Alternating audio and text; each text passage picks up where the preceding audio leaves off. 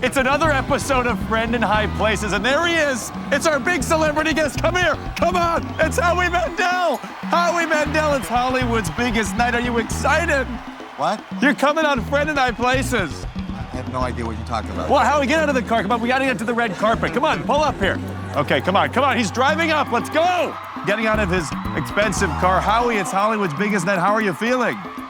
Well, it's bright for Hollywood. Yes, it is. I didn't know. I'm so confused. Where are the other nominees? Jose, Jose, get in here for a second. Come on, Jose. Jose, how's it feel to be nominated? Nominated. Congratulations. It's Hollywood's biggest night. Howie and Jose. Yes. Jose, are you guys ready to come on Friend in High Places, to come on the podcast? Yeah, I'm ready. How are you excited? It's up to him. Let's get that makeup done. From a warehouse in Van Nuys, it's Friend in High Places.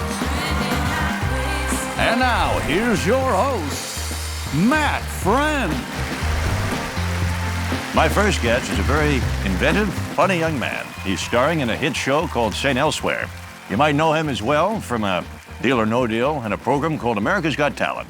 The very funny, the very talented, the very germ-phobic Howie Mandel, one of my heroes. Howie! Now? Thanks for being here. Oh, Did you recognize that introduction? Johnny Carson. That is correct. Yes. Well, Are you even old enough to have, he's been off the air for like, what, 22 years? I How think old are you? longer than that. Yeah, I mean, I was born in 98, so I missed his whole tenure as Tonight Show host. Do you know even what the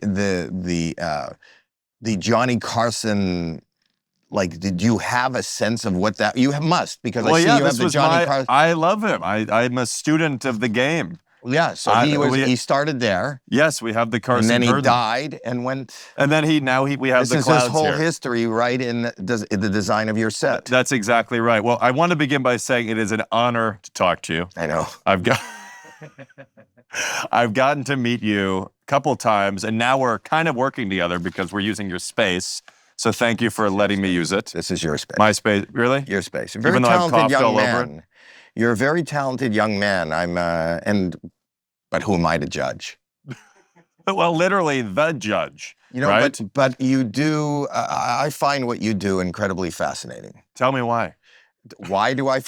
Okay, Let's make it about me. it's all right. No, I will tell you why. Try to Because, make money here, Howie. I've seen your house. You have seen my house. I have, You yeah. have, well, first of all, I came to know you online because you do an incredible impression of Trump. And you do incredible impressions of, as we just heard, Johnny Carson. And it's kind of like you're like that classic, you know, I'm fascinated by the ability to do impressions, to embody somebody that you're not and sell me on, I really think, even if I don't close my eyes, that I am in front of that person. And I told you this the other day. I thought that you at the White House Correspondents Dinner was a highlight. I don't know if you enjoyed it, because I know that is a really tough room. But the fact that it was tough, for me, elevated you even more, because in the midst of all that, the way you handled it and the way you segued seamlessly into the characters that should be in that room and the way they reacted, you're amazing. And that's why I wish you nothing but success and luck, and I'm thrilled to be here. I will say the only thing missing during the Correspondents' Dinner was Howie Mandel in the front pressing a golden buzzer for the opportunity. I was missing. I could never play that room. I Why? would be hated in that room. Why do you think Because that? I don't think my brand of what I do and who I am even fits into that room. I think you could fit in anywhere. I appreciate your. Look at you, you're almost 70, dressed like a TikToker. You could fit in anywhere. Well, I mean, I don't know that I'm dressed like a TikToker. What I'm dressed like is a mannequin. This is my merch. I have a podcast called Howie Mandel Does Stuff, and this is not TikTok. What I'm doing is I'm dressing like a eBay. is the hat also a company as well? Isn't everything a fart, or is that just unrelated to a business of yours? I don't sell farts. But I do manufacture. Really? Yes. Want to give us a sample? Howie, I do have to say, seriously though, And I I'm love not, that you have an executive producer of this program that just sits in laughing well, you know, at everything you after say. years of trying to get cast in shows, he figured, why not put a camera on myself and fulfill my childhood dream? But right, I don't know if Chris? you hear the laughter in the background. I But like it. Did you pay for that? I paid for it. Yeah, just like I paid for a sample of your fart in a bottle. Everything I say doesn't get a laugh, but when you say, You know what's crazy about talking to you, Howie? What? Now that I have you on the show in front of me, I just want to do you. And the first time I did you mean said, do I an don't. impression of me. Well, that is correct. Yes. Now, when we opened for the late, great Diana Ross, Right. we were nervous. We didn't have any material at all. It was a bomb. Do you remember what that was like? Absolutely. What was it like? Hell. The truth of the matter was, The truth of the matter was, as a young guy, I had done something called, are you familiar with the Merv Griffin show? yes, You are? I am familiar You with do Merv? Ooh. He did. Ooh. He always showed you the lining of his jacket. That was Okay. his big thing Yeah. when he was doing his show. But I did the Merv Griffin show, which was an afternoon talk show. Kind of a... much like this. Well, much like what Rosie tried to do. It was like that fun, good afternoon. But he was a brilliant guy who was the Yes. creator of Jeopardy and Wheel of Fortune and Dance Fever. You know, he created all that. He's an empire. And I love doing the show. I did the show, which was a great opportunity, in 79 or 80, 1980 and 1981. And I got a call after that aired. I wasn't really immersed in this business. I had a day job. I had carpet stores and lighting stores and lighting company. My dad had. I worked with him. I got a call from Gene Simmons from Kiss. Yes, yeah. And at that time, Kiss was huge. They were at the apex of their career. And to get a call from this rock star who knew Crazy. my name, I was like I couldn't even breathe. And he said he saw me on Merv and that he thought I was really funny. Wow. And that's what I said. And then he referred you to Diana Ross, right? Because they were dating, you opened right? for my girlfriend. Right. I had no idea his girlfriend was Diana Ross, who wasn't, I think his girlfriend was actually Cher, and he cheated on Cher and with Diana Ross. He was on my podcast and talked about that. But anyway, and I ended up being her opening act. But have you been an opening act? I have not. Okay. Yeah. I don't know. I've opened for a cappella groups when I was in college. I was not Diana Ross, but I have had the experience of opening for people. In the 70s and 80s, as an opening act, and especially when you're of a different ilk, you know, like she was music and classic and amazing. And this happened to a lot of my friends who were, and I ended up opening for rock groups and things like that. They are not there to see you. Right. So, you know, every night the lights would go down in Circus Maximus. And that's why even in this space, I have the center booth from that night, which kind of... at Caesars, saw right? my death, yeah, each and every night. But let's explain, by the way, Howie has in this building here the center booth from Caesar's Palace. Every night, the lights would go down, the crowd would go crazy, and you would hear the announcer go, "Ladies and gentlemen, Caesar's Palace is proud to present an evening with Diana Ross." Yes. And the crowd would go nuts. Wild. And if you listened really closely, and I was the only one in the room listening, but first... Howie Mandel. And Nightmare. Nightmare. It's a nightmare. I worked in front, and I would walk out, and they'd look at me like, can you swear on here? And how long? Do whatever you want. So they would look at me like, who the fuck is this? Like I had no TV exposure really. I mean, Merv Griffin and a couple of other things, but nothing. They'd go, who the fuck is You can that? swear here. This isn't Bobby's world. Thank you. So the crowd would look at me like, who the fuck is this? And I would come out. They were not there to see me. They wanted to see Diana Ross. And being as silly as I am, and being as you know, I would be like really enjoying myself alone in the room. The people in the front row would be banging on my shoe, saying, "Get the fuck out of here." Oh my God. It was horrible. Horrible. But each and every night, Diana and Gene would be at the side looking through the curtains, giggling. You could hear two people giggling in the room. I got called in after a week to Miss Ross's office. dressing room. And I thought, oh, thank God I'm getting fired. She said, you are so funny. We're keeping you for another 40 shows. I mean, that is just what did you ever ask Diana Ross like why she loved you so much, or was there a reason why she wanted to keep you, or she just found you funny? She found me funny, and Gene found me funny. But 1 out of 3,000 people in that room finds you funny. You know, Lady Gaga during that press tour. If one person in a room believes in you, anything can happen. It's true, I guess. Did she say that? She did, yeah. And that Bradley You know Cooper what? press A tour. lot of comedians have said in the past, if I could just make one person laugh, I'm doing my job. I did only make one person laugh, and it was the person that hired me.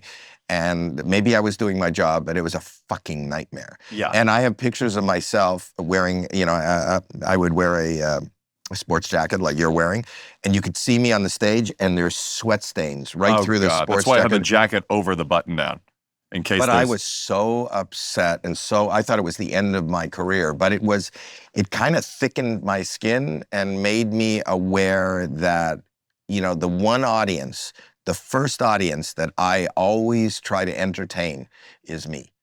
And every night, whether it goes, and I have nights that go horribly bad, and I'm okay with that. Yep. I've seen you late at night at the Ice House with me, and I will drop in, even unannounced, in the middle of a storm when there's 4 people and just try something so out of left field just because I have an inkling. Yeah. And it doesn't bother me if it doesn't work. Yeah, I read about you that you don't think about the past, right? You have no regrets. You just think about the future and what's in front of you, No. right? You think about the present, rather. Now. You think about the now. Now How is- do you do that? I mean, because do you meditate? I mean, how I do have you nothing. always been able to just stay really present? No, I'm a mess. As I sit here in front of you, I'm incredibly medicated. You're laughing. I go to a therapist. Yeah. My family is been incredibly supportive. I have been very open about my mental health struggles, and Yes. in order, my coping skill, besides being distracted and busy and trying to think in the now, is not thinking about the past, because that could be coulda, woulda, shoulda. And not thinking about the future, because that you don't know. You have a plan, but that plan may not come to fruition. But all I know is, like, right now, the next word that comes out of my mouth, I have no idea what it's going to be. But if I try to be the best right at this second, Yes. that is working for me. And what I will tell you, as a young person starting out in this business, everything you think is going to make you successful, and equally, everything that you think that is going to be disastrous, like as it happens, is not the way it turns out. My biggest successes are never the things I ever dreamed would be my success, and my biggest failures are the things that I thought everybody would really enjoy. Were you always able, because at this stage, to be honest, I'm very anxious about a lot of things. I mean, like the future, am I making the right decision? Am I working with the right person? Were you able to do that early on? No. And I Because don't think when you can didn't ever have do this that. level of success early on, were you able to stay as present, or that just came with success in time? No, I don't even have that ability right now. That's what I fight to do. I would say to everybody in life is just don't think. I'm being honest with you. I think that you don't think, and that's my whole act. I got up, and I've talked about this ad nauseum. I got up and started doing comedy on a dare, and Yuck Yucks. Correct, in Toronto, and I Very was good. not very proud of your. Not only do you do the research, but you have such pride in your research. We really do. Yes. No, I We love really that. I do. love that you do. You know something about me. You have a fact about me. And when you are able to bring it up, we should take a moment and let it sink in. We didn't even get to you impersonating a construction worker to build more school for you early on. But keep going, Howie. We'll get into Well, that in a moment. the fact that you know that, and that's correct, take a moment. Thank you. That's There right. you go. Research heavy. Thank you. over We here. do. It's called effort here, Howie. It's this is not Howie Mandel does stuff. Keep going. Well, the reason I don't do preparation is because you don't need to, Howie. No, I think some people need to. I think you need your coping skill. What I ended up finding out by accident, comedically for me, Yes. which wouldn't work for you because you are an impressionist and not Well- only a comic. No, but I would imagine when you decide you want to be, when you want to impersonate somebody, Yeah. you have to work on that, right? You have to hear yourself. You have to go in front of a mirror. You have to look at whatever your facial expression. Not really, for me. But keep going. I interrupted. I did some research and it didn't work. I interrupted. Yeah. But okay, my point being that when I got dared to go up, what ended up working for me accidentally, I'm not smart, I didn't, was the fact that I was, Latex glove over your head. but you know how that came to be. But even in that, when I walked up and I was so, I thought the joke was going to be, somebody was going to say, ladies and gentlemen, Howie Mandel. There's no reason for them to say that. I didn't aspire to be a comic. I didn't want to be in show. I didn't think I wanted to be in show business. I didn't follow that path. Okay. So when I thought it would be, ladies and gentlemen, Howie Mandel, and then I would walk out and that would be kind of funny because there's no reason for me to be there. And then I got so nervous and so scared that I started going, okay.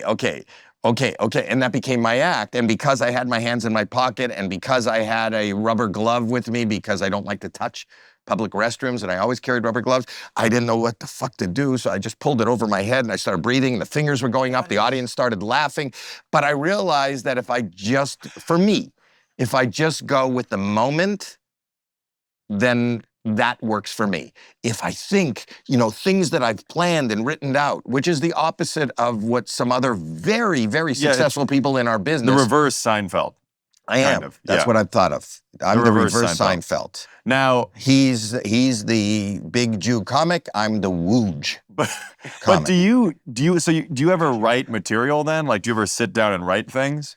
Yeah, but what I do is I will jot down ideas on my iPhone, On your iPhone. just an idea, Yeah. like what I want to talk about. And I talk about it in my act now, like I'll give you an example and then how that backfires on Tell me, please.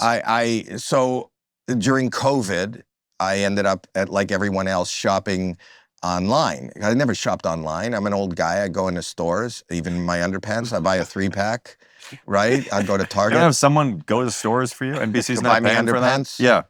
You at what point does somebody reach in their career when they go, hey, go get me underpants? I would have thought it had been reached, Howie. You have a building.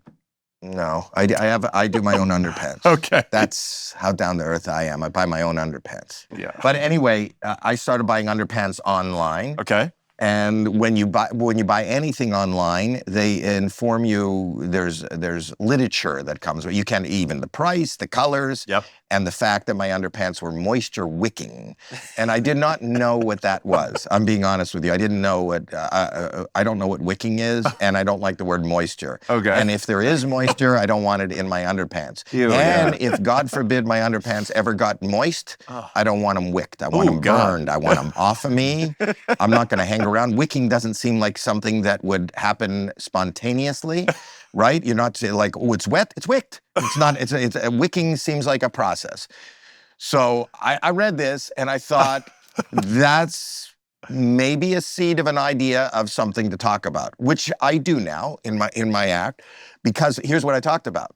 I talked about my process is I email myself, if my underpants ever get moist, don't wick them, burn them, or bury them. That's all I had. That's the seed of the idea that I was going to talk about. And then I emailed that to myself. Okay. And then here at the building, Yes. I would look at the emails and then maybe flesh out maybe more of an idea. Of course. And think maybe I have a routine.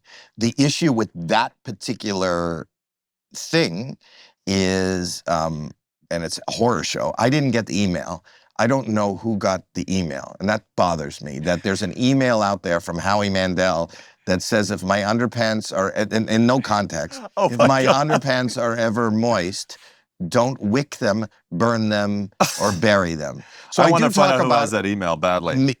every night on stage, I tell the story that I just told you, not because I think it's funny, not because I think it's a good routine, because I am on a mission to find anybody that Who has knows this email? somebody who has an email from Howie Mandel, and that's what I don't know which camera. Is this camera mine? Truly, whatever you want to look in. Well, Sure. That's good. We have an That's underwear good. shot too. Yeah, so well, now I'm wearing man-made underpants. I love it. No, not made by. Well, probably just for. Anyways. Anyways, so that was a wicking. I mean, that was just, even that word wick is funny. Something about it is funny. Anything you know that I don't know if you've talked about it, but the K sound, the K is a funnier sound than most. You know, some words are funnier than others. Tell me. The K sound is a funnier sound. Is it? Wicking, yes. Wicking. Yeah. Like a K is a K. That's Ku Klux Klan. Interesting. Maybe not so funny. Ku Klux. maybe, yeah, KKK. maybe not so funny. So I want to ask you about America. You're right. I want to ask you about America. Color me wrong. I'm sorry. Howie, I don't see color right now. Howie. Yeah. So I do want to ask you about America's Got Talent. All right. How quickly do you know when someone walks on that stage whether or not you're going to like them? Oh, within seconds. Why Really? is that funny? Before they've even performed? Whether I'm going to like Yes. them as As an act? I have a sense that well, there's a separation whether I like them or I like what they've done. But sometimes liking them enhances what they do. Right? Somebody can be very talented, and then you don't like them, and then regardless of it, it's like a beautiful bitch. You know what I mean? Like, she's hot, but she's a fucking bitch. So that you know that she looks good, but within seconds, you may be able to tell that she's not good. So, but I know they come out and they talk to us. So, but beyond that, once they start, I know, and I can only tell you what I think. Yeah. And that's what I kind of pride myself on America's Got Talent, because, and I always say to people, and I get killed online constantly. I say, listen, talent is subjective, it's objective. Funny is objective. You know, I think it's hard on America's Got Talent to, as a comedian, to get really far. A few people have gotten really far, but I still recommend that every comic should do it, because where are you going to get that kind of exposure? And just being Howie Mandel does stuff. You're right. Howie's podcast. Howie, you said beautiful bitch. I thought you were talking about the dog that won this past season. A dog musical act won America's Got Talent. Was a dog it was bitch? It was. I think a dog is. I don't know how the dog. I'm not sure, but I was at the finale of America's Got Talent. I got to meet you, and I'm watching this dog musical act win, and I'm infuriated, to be honest with you. I'm sitting there thinking, I do a Mitch McConnell impression, and here's a dog wagging its tail. I could have told you the dog was going to win. Winning a human talent show. What did you think about the dog? Here's what I think about the dog. I think knowing who votes and knowing who's involved and in the actual voting process and watching it on network TV versus the global viewership of the show, I knew the dog would win. Dogs are going to win. Dog is going to win. You know, everybody's going to go on. They love the dog. And you're being replaced by Michael Vick next season, so let's see if a dog can actually win, okay? That's funny. Thank you. But we made him laugh. I did. I've been laughing the whole time on the inside. Oh, good. That's what I do. Great. I'm not a good laugher. No, I think you can. I don't laugh a lot. Really? But I appreciate, and I'll go, that's hysterical, and that's funny, but I don't laugh. Do you early on in dating, would you try to be funny to get dates? No. No. I love whenever I ask you a question, you seem shocked. You're like, do I seem shocked? No. No, that's me thinking. Great. That's my thinking face is a shocked look. So you never tried to do Howie Mandel vintage comedic bits to get laid? Well, now I do, because my wife, I've been with the same girl for 44 years. Amazing. But and then she'll say, all right, if Simon Cowell both. Yes, if you wanna fuck, she'll go put the glove on. I didn't mean your head. But anyway, as a kid, when I was younger, I wasn't trying to be funny, and I didn't know it was a thing. I was impulsive and crazy, and I did these stories that you alluded to earlier, where I hired a contractor to put an addition onto the library because I thought that was hysterical. I You got didn't- expelled, Mhm. right? That's From crazy. 3 different high schools. Oh my God. Yes, and for all things that one of the things that I got expelled for was putting a chocolate bar in the pool, and so it looked like somebody shit in the pool, and then I dived in and came up with it in my mouth. Now, did Why I- in your mouth though? Why would you want to eat the poop? because it was a chocolate bar. But nobody else knew that, so I wasn't popular because they thought I was the guy that was willing to eat Eating shit. chocolate. I guess that's why you live near the Kardashians. Hey now. I do. Sorry. Yeah. No, it's okay. Right. Speaking of hey now, I got to ask you about this. Right. So you famously were a judge with Howard Stern. Right. Talk do to me great, about Howard this. Stern. Say it again. You do a great Howard Let's Stern. talk Do about you it. want me to say it again? Do you miss probably me? want me to say it Do again. you miss me on America's Got Talent? Yeah, Right. I love Howard. You miss that I was on the show and we were friends and now we don't talk anymore. You miss me. You're sour about Do it. we not talk anymore? Well, you're sour about it. Right. I miss you. Right. But you want to hear a funny Howard Stern? Talk to me. Tell Just me. at the Howard Stern. Give me a So Howard Stern. When Howard Stern did our show, as per his agreement, they moved not only did he do the show, I think the show did him because we moved to New York, right? He did the show in New I didn't York. realize that. Yeah. Oh my God, that's amazing. Yes. Okay. Hello. And in fact, that's why this building is right here, because I was doing 200 live dates a year and I was doing AGT. So every week, and I was flying 2 or 3 times out of the airport. We're right next to the airport. And so that I could go do a podcast and hop on a plane and go do Howard. But you have to realize that at the time it was me, Sharon Osbourne, and Heidi. Was it Heidi too? Yes, and Heidi were the judges. Yep. Yes, and us 3, and the host lived here in LA. But on Tuesdays and Wednesdays, we had to go fly to New York to go do it first we did it from New Jersey, and then we did it from Radio City Music Hall. Wow. So I didn't know this. well, listen. So we would every night, and we all have families and we have kids, and I would be doing my work here and my whatever I was doing, and then on Tuesday I would do something here. I'd do a meeting, and I'd do that, and then we'd all pack up and we'd go across the street, and we would fly for 5 fucking hours and land in Teterboro, and we would land there, and then we'd go check into the hotel, and then we'd go get our clothes, and then we'd show up at Radio City Music Hall. It's exhausting. Wait, and then Howard would come walking down the hall, and he would say to us, not being funny, being real, he'd go, I don't know how long I could take this. It's fucking traffic. It's fucking traffic. I got to tell you, Howie. I go, right. you know who fucks me up. But that's what he would tell This me. traffic is fucking me up. Yeah. Right. Yeah. I got to do my show. I do my show. Right. And then I sat in traffic for an hour. I go, do you realize where we just came from? Do you know what we just did? That's the power of Howard, I guess. It was funny, Oh. but it was real. My God. What's working with Simon Cowell like? Great. Simon Cowell is, what you see is what you get. He's no different. You were there. Was he any different off camera than he was on camera? I don't know. He didn't show up to get interviewed after, so yeah. Sorry. He didn't? Nope. But Howie did. For the record, I was waiting for Sofia Vergara, didn't show up. Howie Mandel, Heidi Klum were totally game, and it was great.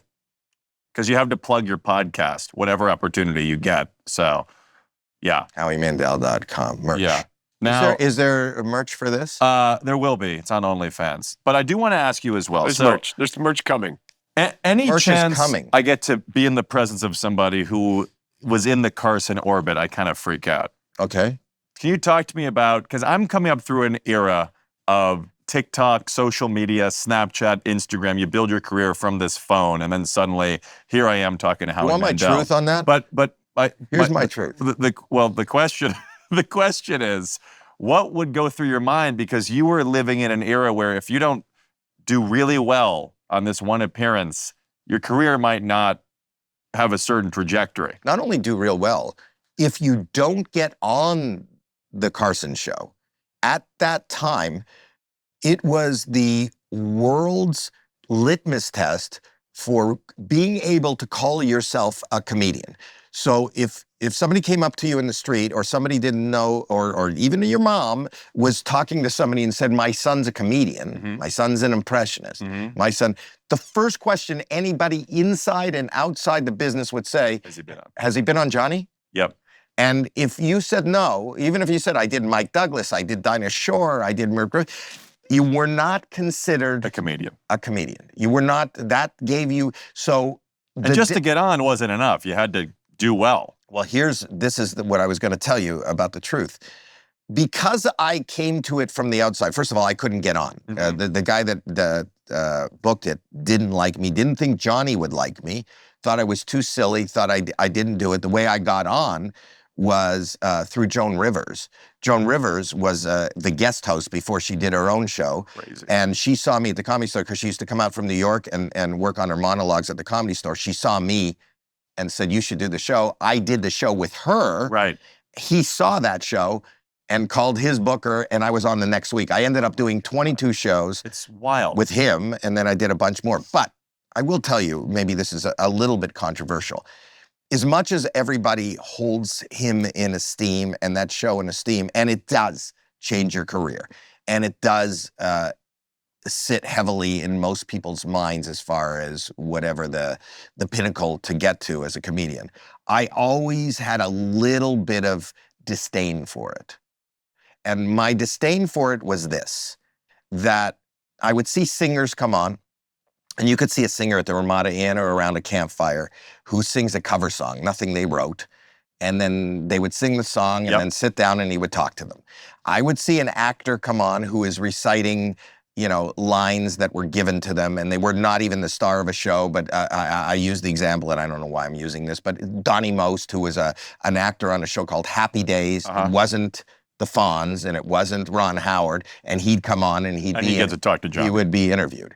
And a comedian who creates his voices would do their 5 minutes. But they do their own material. They would create their whole thing. They would need to elicit more from an audience than anybody else. If you sat down and talked as an actor, you didn't have to get laughs. You could just tell stories and sit there for 5 minutes and talk. Yep. If you sang somebody else's song or even your own song, you could play and sing a song, and then at the end, just because the applause sign would go up. But a comedian needs to come out, and you need, otherwise it's debilitating, you need to make 500 people go like that. So the work of a comedian is a lot harder and a lot understated. And then you were lucky if he would give you a thumbs up, an okay sign, or wave you over. So, and then you'd hear comedians, and because I didn't come at it from show business, because I was pretty, I was already 23 and I was working and everything, I used to be amazed by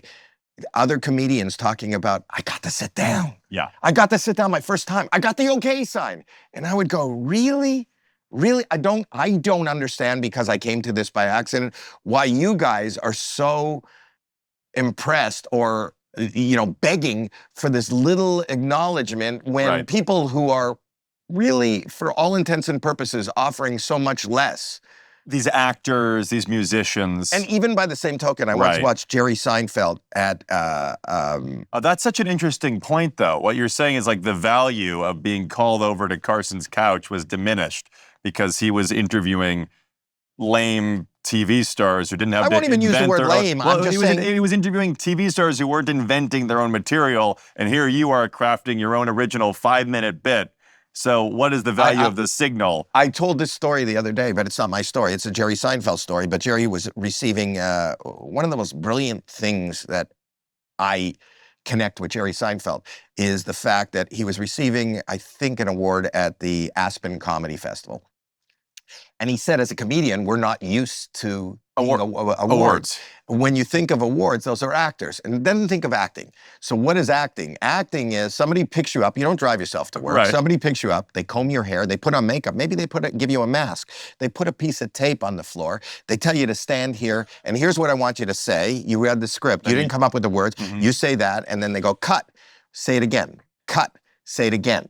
Cut. Say it again. Go to your trailer, wait. We'll get you in a few hours. We're going to get that from 5 different angles. We're going to put that together so it seems like you came up with this speech and everything, and you're going to look great. And then we see the Academy Awards where we go, brilliant. You're brilliant. Not only are you brilliant, but how should we vote? Right. How should we vote? Give us your political input. Whereas a comedian who sits down and crafts his own story or her own story, creates their own character, needs to elicit so Out much of from the nothing. audience Out of nothing, Yep. is really lucky If they get a little if you're thumbs allowed up. if you're allowed to sit down. It's such an interesting dynamic. I've never thought about it like this.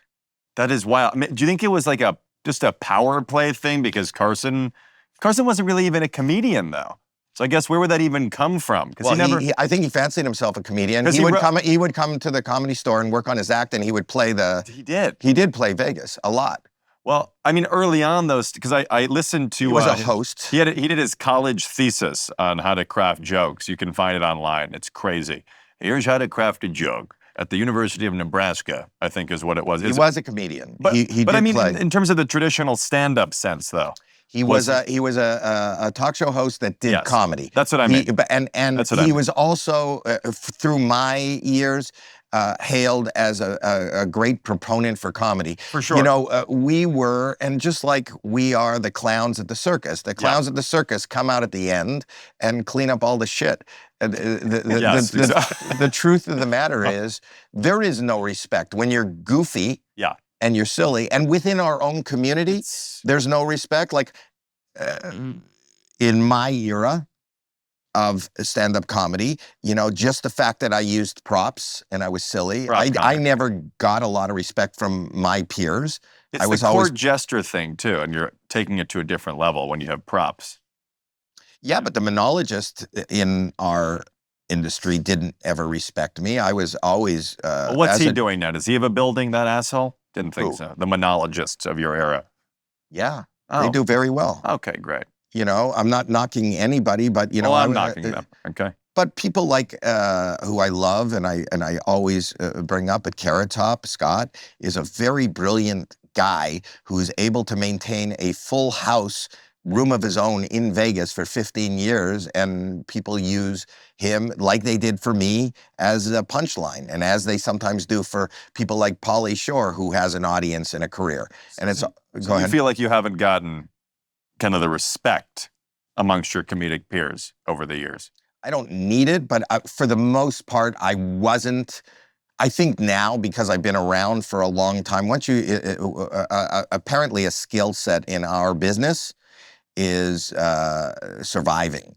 You know, so people seem to give you respect because you're old and you've been doing it for a lot of years. Yeah. And then you become legendary. But the truth of the matter is, no, I don't think I was respected, but I don't need other people's respect. I can't believe that I make a living doing what I do.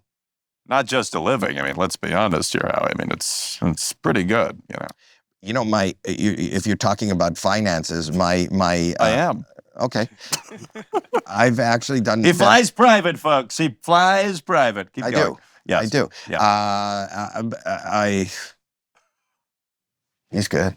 It's good. Listen, it's very funny. Yes, I am more entrepreneurial than creative. Yeah, you're I've like a always guy. thought You're like a mad scientist here. I walk in, you have these weird hallucination machine things where you have like the person in the box.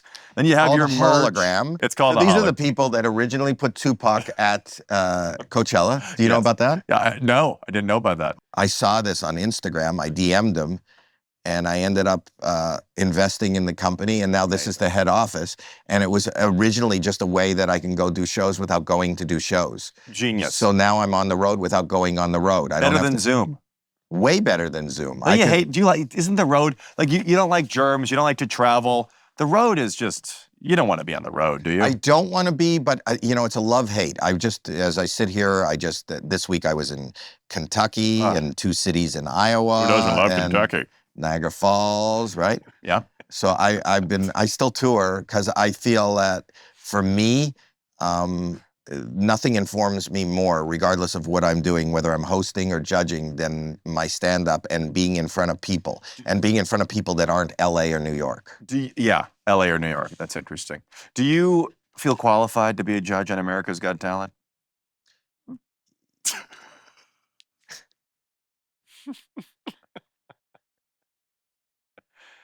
I'll take that as a no. When you Yeah, were I think I'm asked amazing. to get I this think I'm role, amazing. but well, you can think you're amazing, but do you feel qualified?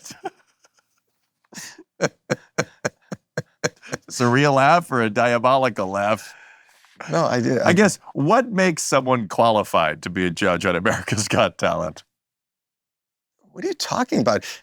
David Hasselhoff was a judge. I know. I'm curious. I want to get I your took thoughts David on it. Hasselhoff's place. You don't think I have what David Hasselhoff has? I think you're a lot more sober. Yes. Oh, he just does. He drinks when he babysits. I love that David Hasselhoff drunk video where he's crawling on the Where ground. he babysits. Yeah, it's incredible. And eats hamburgers with the kids Incredible. on the floor. Incredible. People kind of undervalue tummy time. I got to ask you about a viral tummy time. That's great.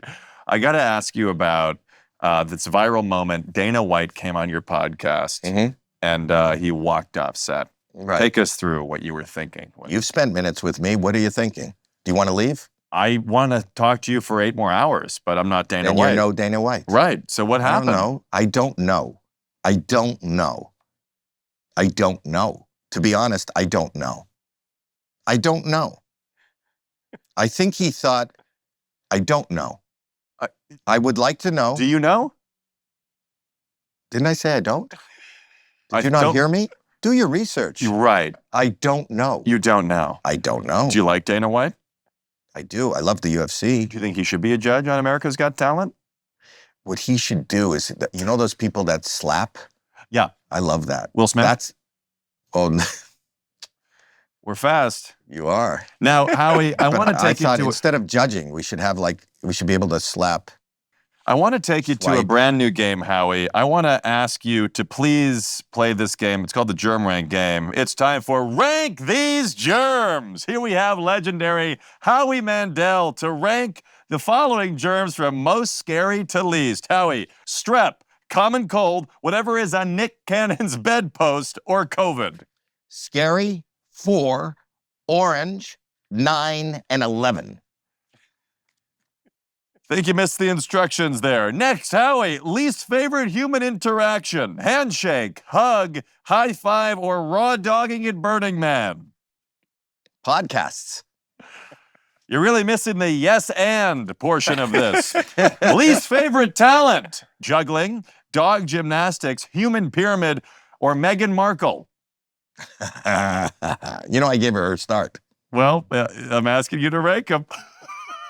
I'm not doing the yes and, but you know my least favorite talent is? What? What's your least favorite talent? Mime. Say it again. Mime. I hate fucking mimes. Yeah, what's the deal with mimes, Howie? I know, and they have so much trouble. They're always like trapped in a box, or it's too windy, God. or they need a Why the rope fuck are these to get mimes out. in these boxes? I don't know what the fucking deal is, but I don't like that. Do you see some people on these shows and you're like, you know, you might get far in this. You see someone on America's Got Talent and you think to yourself, you have ability, you might get far, but you're not going to be able to monetize this beyond a year from now. This is not a lucrative skill set. Oh, 1,000%. You know, but not even a year from now, a minute. I'm like, what the fuck are you? How many times? I'm not allowed to say, but it goes through my mind like 3 times an episode. The fuck are you thinking? What are you thinking? Do you live alone? Do you have a mirror?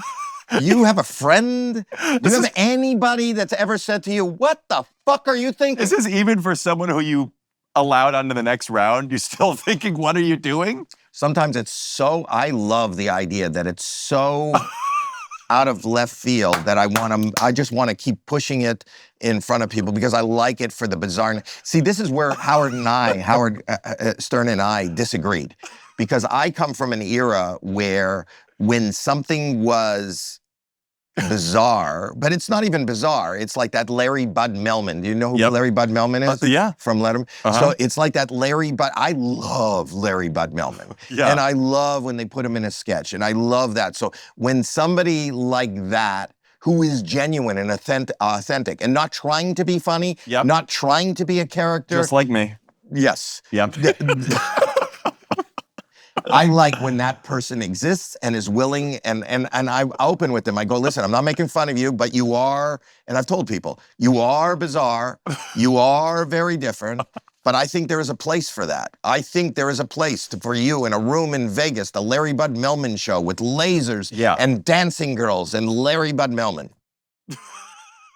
So what you're saying is you let people on America's Got Talent, so that way there's less competition for you, because the weirder the acts are out entertaining people in Vegas. That's what you got from my answer. Pretty much, yeah. You're sabotaging the entertainment industry by having these Larry Bud Melman freaks out there into the universe. That's Anyways, your I want to ask, interpretation. I don't know, Howie. I'm just trying to be normal here. I'm scared. I'm nervous. I'm with the judge. You know, you're intimidating. I'm not judging. No. I mean, I have to be honest. Like, think about how crazy this is for me, because from my perspective, I'm 25 years old. I get to sit down with one of That's your perspective? one of my heroes. Well, this is my perspective. That's so sweet. But one of my heroes, one of my idols, genuinely, it is a thrill to be talking to you, and I'm very grateful Well, for your I'm time. thrilled to talk. But I have to, I'm so sorry. Well, go ahead. No, you finish. Finish. No, I'm saying, but imagine if I you should could take more compliments. I shouldn't Yeah, interrupt I mean- compliments. I got uncomfortable with the No, but compliments. imagine if you could sit down with Johnny Carson, you know, for an hour. I go, why the fuck do I need this to sit beside you? Exactly. That's but what I would say. It's so cool to be able to talk to you. We're not done, but I just wanted to tell you that. Because in Hollywood, I was told by one of my agents that it's kind of like dating in high school. You got to play it cool. You know, I believe in that to an extent, but when I haven't a chance to sit down with Howie Mandel, I don't want to play it cool. I'll give you advice that contradicts that. Don't play it cool. Here's what you got to do. Just be yourself. Say that to an impressionist. Just be yourself. I'm doing an hour of stand-up. There's more than just the voices in there, Howie, but continue. No, but what I'm saying is, if you're excited to be around somebody, there's something genuine. I think that because of the advent of social media, I think the Advent, great word. Thank you. 2 syllables. I'm growing. But what I'm saying is, I think anybody who is genuinely authentic will win with whoever they meet, whoever they work with, and whatever they do. I think authenticity is something that the audience and people that you meet can really sniff out. Yep. So if you're genuinely excited to be with somebody, no, but I'm saying to tell somebody that, you know, I'm nervous, I feel that is wonderfully acceptable, rather than somebody who is trying to act, I'm acting cool around you, because that may come off as unauthentic and you don't give a shit and you don't care. I think the more real you can be and the more authentic you can be, and I think this goes for life. This isn't about being with a celebrity, being with somebody you admire. This is just in life. I'm with a celebrity? I'm sorry. No, but I think you might be one day. Okay, thank you. Continue. Yes, I keep cutting you off. You're giving me nuggets of gold, and I keep interrupting. Nah, it's okay. It's okay. Keep going, yes. I forgot. No, the advice, life advice beyond, is to be real. yes. Is just to be real. And what I learned, and that's, again, goes back to what we were talking to about in the beginning, about being in the now. Being in the now, overthinking fucks you up. Thinking how you're going to act, thinking about what you're going to say, thinking about what this is, how they're receiving you. If you just do it, like Nike says, then you will, if you're genuine and you're genuinely a good person and you're genuinely a nice guy and you're genuinely talented, then that'll always work for you. Did you ever have Larry David early on in his career? He would just go on stage, he would look into the audience and say, I don't think so. He would just walk off stage. Did you ever, or like kind of berate an audience? Did you ever have moments where a bit wasn't landing? So let me talk about Larry David. So I was there at the beginning of Larry David's too. No, but yes, the answer is yes, and I'm making this a longer answer. What people loved about Larry David, even if they weren't getting him, and he didn't feel that they were worthy or it wasn't landing properly, he was very authentic and open. Yep. Aside from, I think he was genuinely upset with that audience.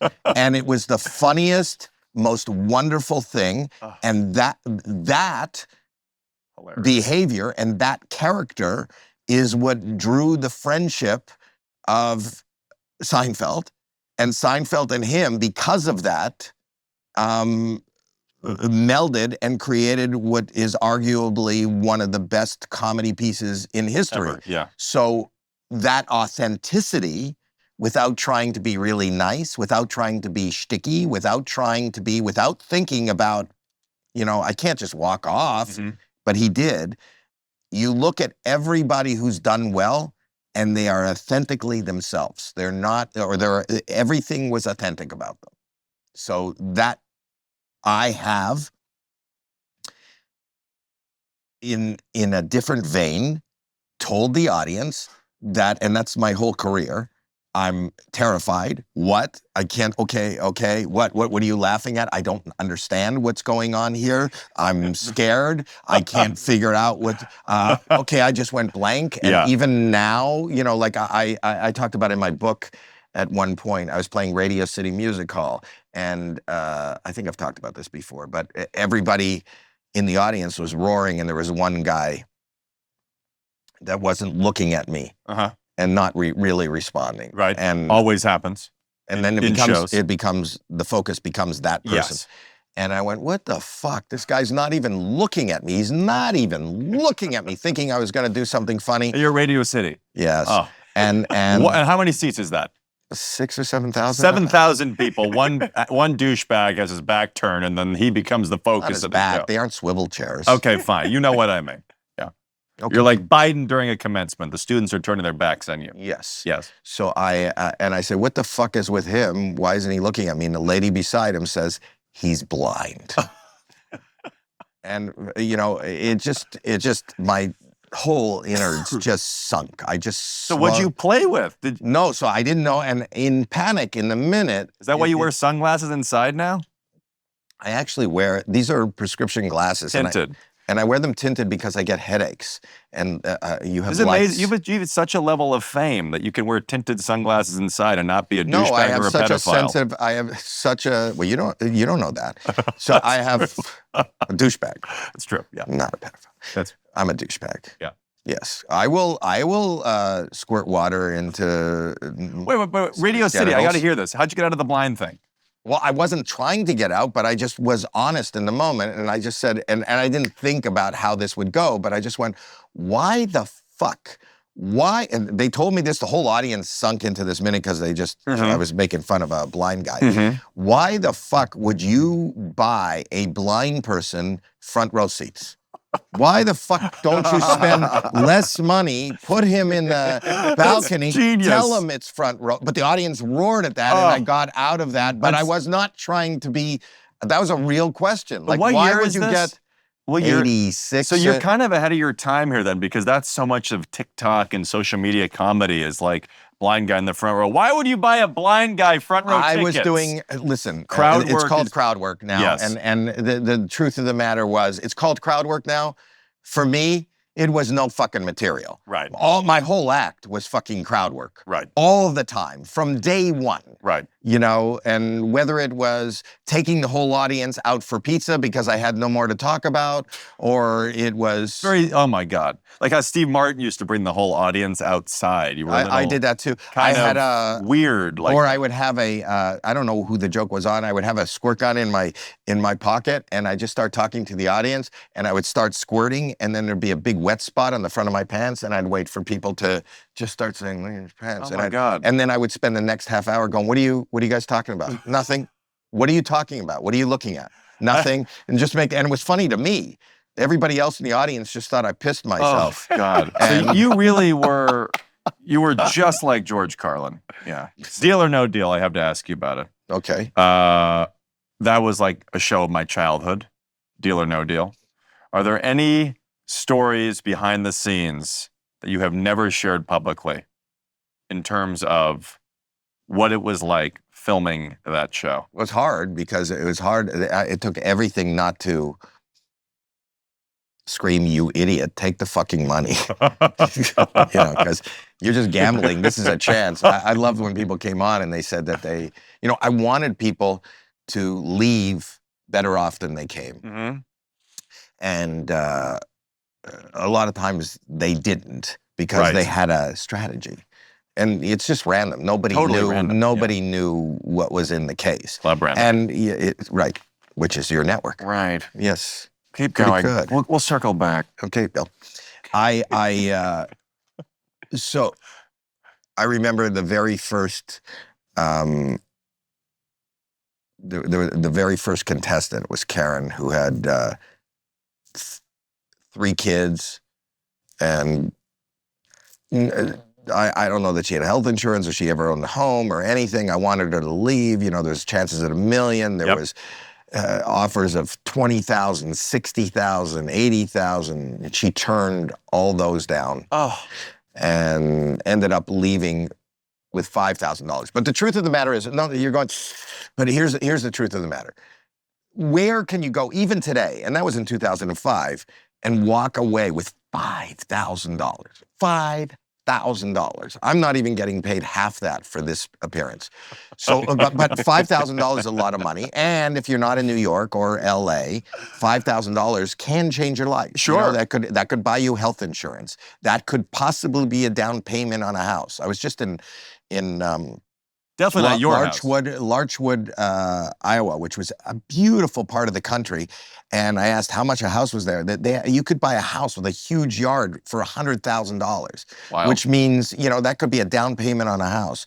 And then we revisited past contestants 5 years into our run. Yep. And one of them was Karen.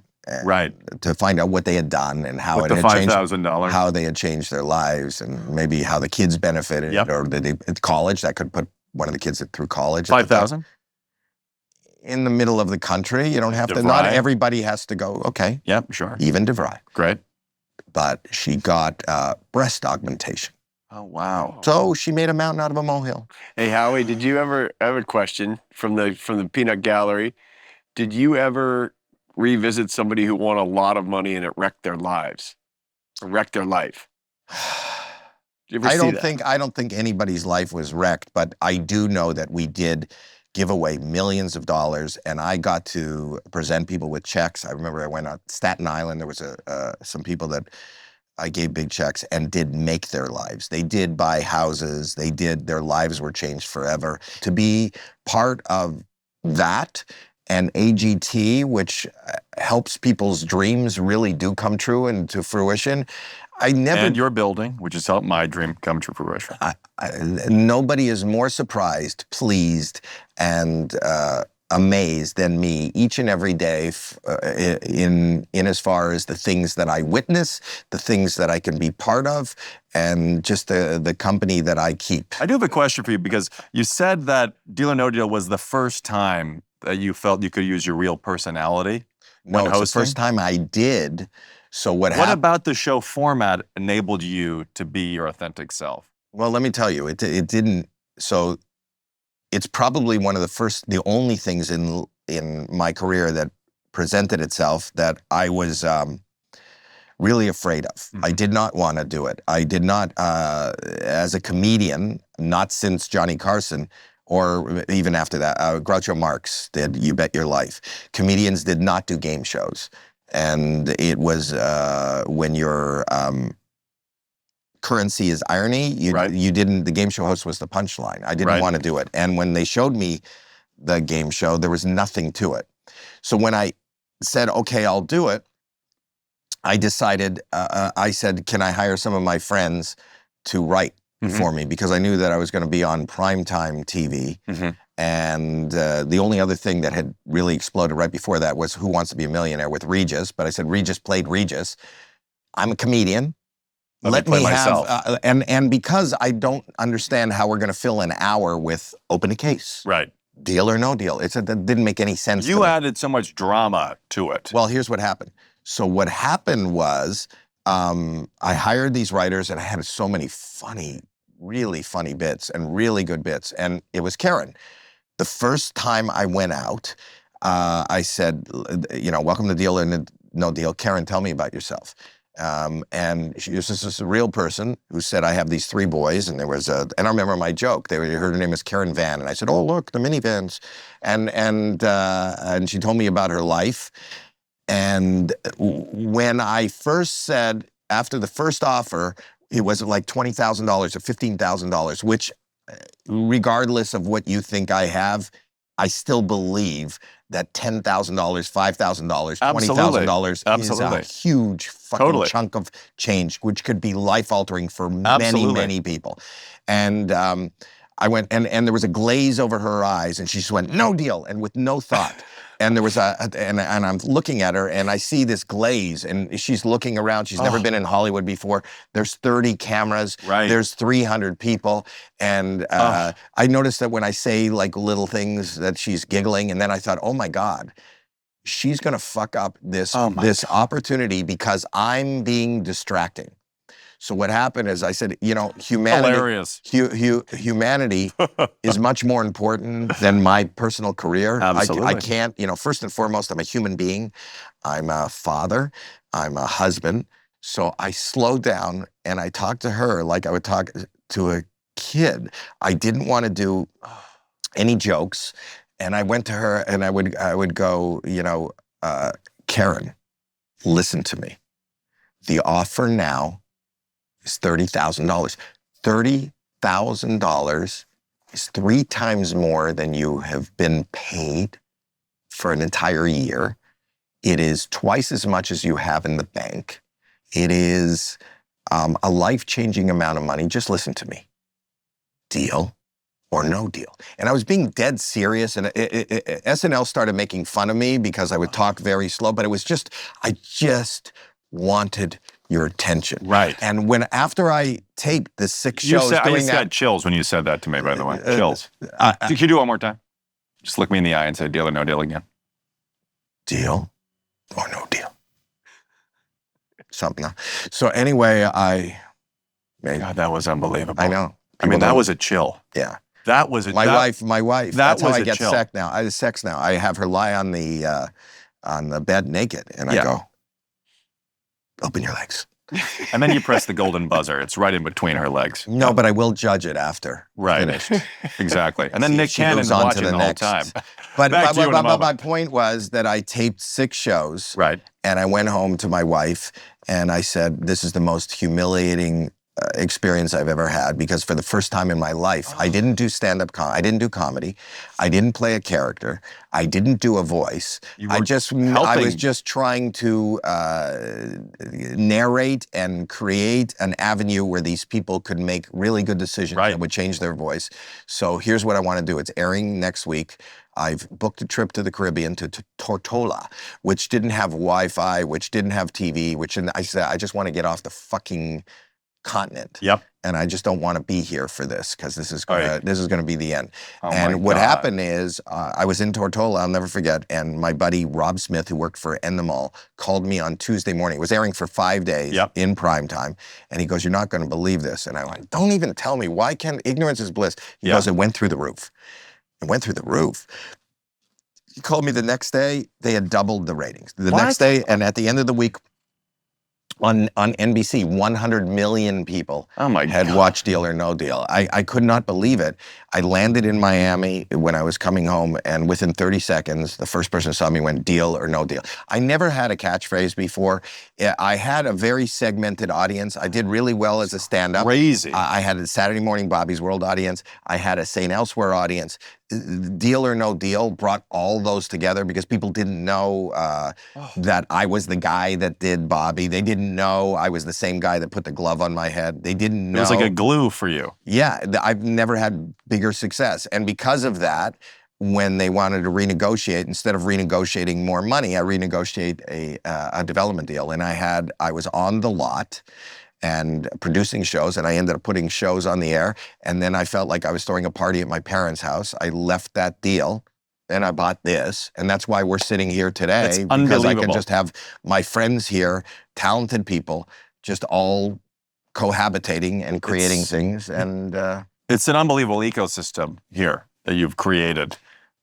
I love it. I come here every day and work, and it's like a fun office job. And I have all the shit that my wife, I have the front row of the Tonight Show here. Yeah, we'll get some Look at pictures, but the, I'm mentioning it so you can put up a picture. It's I incredible. collected the front row of Johnny Carson's seats. It's incredible. I have his last cue card. I have that. I have the front row seat at the Laugh Factory during Michael Richards' rant. Now, I want to talk to you about the reason for your success, you've credited it to saying okay and yes a lot. Can you talk about your yes philosophy and why it has led to you being so successful? I do say yes because that was part of a mental health issue. Because You had a fear of saying no as a kid on missing no, out? because I have ADHD horribly, and now I'm a little more medicated. But one of the effects of that is impulsiveness. So I'm impulsive, and my impulsiveness will just go. Let's go here. Okay, well, let's go there. Let's do that. Okay, yes. But what I learned when I started understanding and analyzing that I was saying yes, even though I probably have failed more than anybody that you can list, I probably fail so many more times. They've all been incredible learning experiences, and they've opened up avenues that I never dreamed I'd have. As a middle-class kid growing up in Toronto who knows nothing of show business or anybody in show business, if I didn't get up, there was no reason. I was never in a school play or anything. If I didn't get up and say yes to that dare, then I wouldn't be a comedian. If I wasn't a comedian, then I wouldn't have gotten an opportunity to end up on St. Elsewhere as an actor, starting out with Denzel Washington. If I didn't do that and meet some people there who were working over at Fox, I wouldn't have had Saturday morning cartoons. If I wasn't on NBC, they probably wouldn't have reached out for me to do Deal or No Deal. It's an amazing chain. And also brings me to one more question, which is if you didn't say yes to going to Jeff Ross's birthday party hosted by Jimmy Kimmel, we wouldn't be able to ask you this question. Go ahead. What are these do you like my transitions? No, they're really good. You're listen. I'm like Caitlin, baby. Yeah. Now, do you... I see what you did there. I appreciate it. I had a joke about that, which is that Ricky Gervais talked about Caitlyn Jenner and the driving thing. My joke was that before Caitlyn transitioned, she never killed anyone driving. Now, I love the control room giggles. It's like they're hiding in the 40s. You can hear them. They don't want to. Do you want to hear giggles I'm being on this? judged. I don't know. Maybe You're not being judged. They're like tiny little queefs coming out over there. But I love that you don't know the difference between a laugh and a queef. I have no idea. But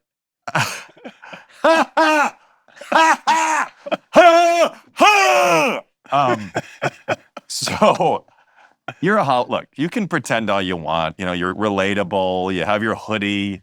You know, you're like, you go on Kimmel. You say you're not in Hollywood. But look, to me, you're a megastar. And I do have to ask you. No, I am to me. You are.